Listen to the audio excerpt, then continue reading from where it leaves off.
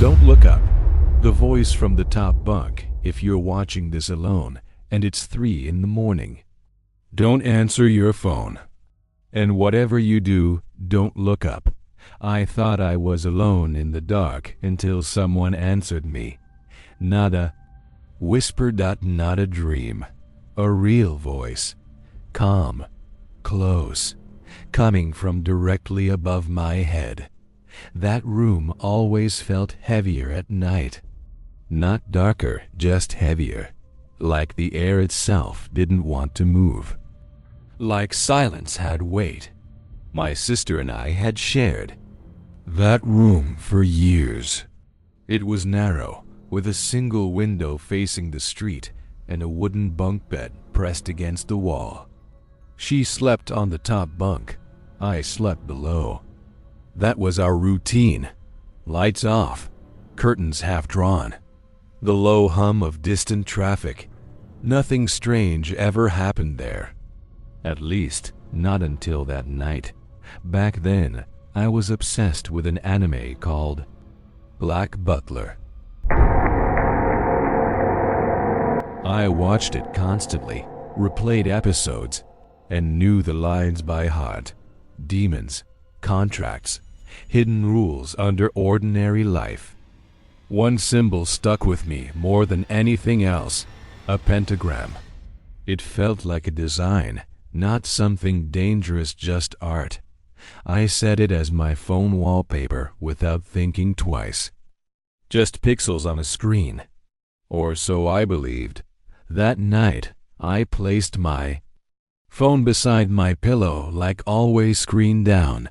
Alarm set for 4 a.m. when the screen dimmed. For a moment, it looked like the wallpaper shimmered, a small heat haze ripple. I told myself it was nothing.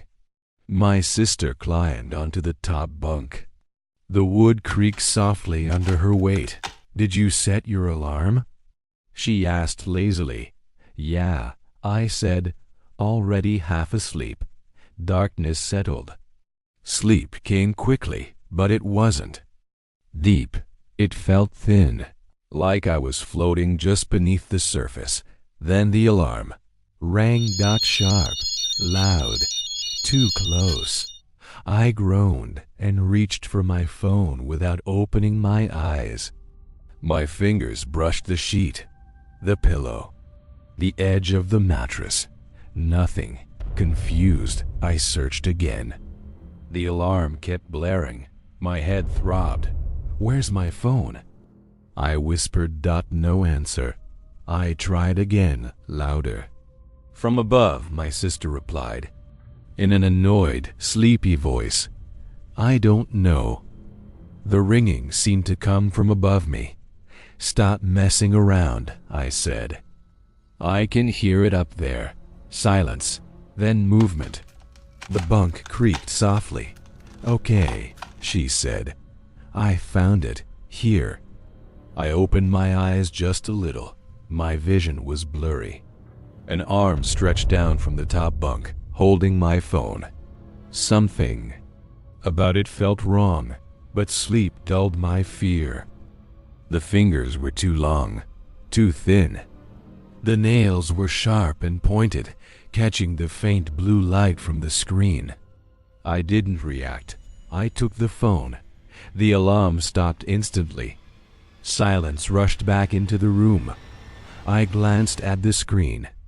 It was 3 in the morning, not 4. That didn't make sense.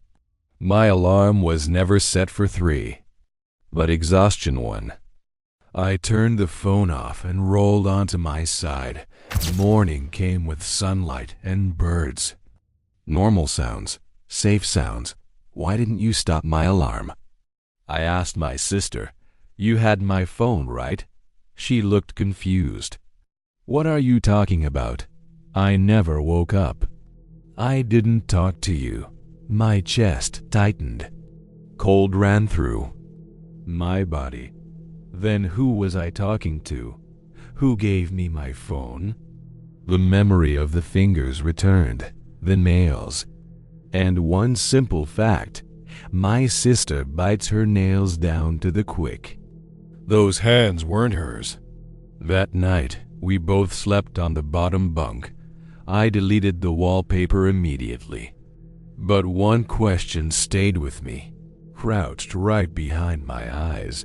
What if I had looked up? If this already made your stomach tighten? Comment. I heard it too. After that morning, the room wasn't just a room. Even in daylight, something felt off.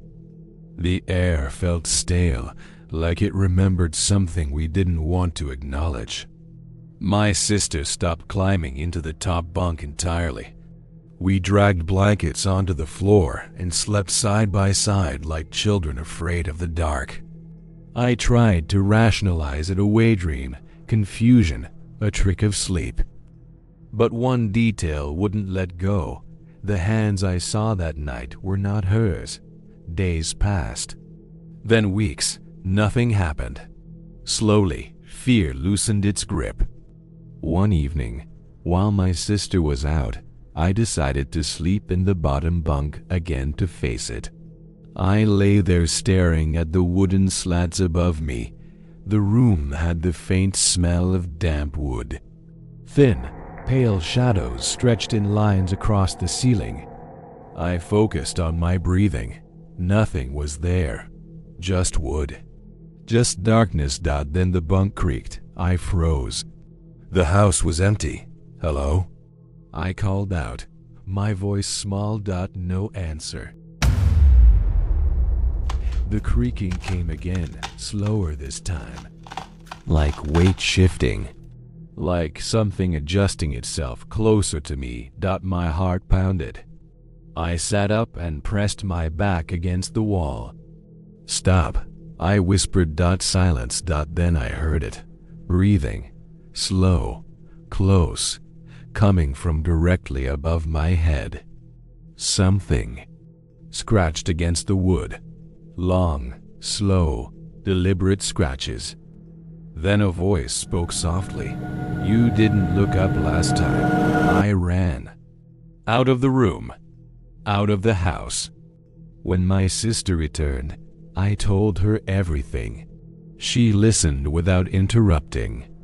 Then she said something that made my blood run cold. I hear it too. She told me she hears footsteps circling the top bunk at night. Sometimes a voice calls. Her name. She never answers it. We made a decision born from fear and desperation. We decided to test it. We placed my phone on the top bunk, alarm set for 4, lights off. We lay on the floor, side by side, staring upward. The house settled. Around us. Then the alarm rang. Loud. The mattress dipped. The alarm stopped. Footsteps moved across the bed above us. A shadow slid between the slats. Cold air spilled into the room, carrying a faint metallic smell. A voice said calmly, "You forgot to look up." My sister screamed. I hit the light. The top bunk was empty. My phone lay shattered on the mattress. The glass split into a web of cracks. The wall clock glowed 3:04 a.m., even though we'd set the alarm for 4. That's when I realized this thing didn't care about our rules. We moved out a week later. Moving didn't save us. New house. New rooms. No bunk beds. We thought distance would end it. The first night felt peaceful. I slept deeply until 3. In the morning. My phone vibrated softly.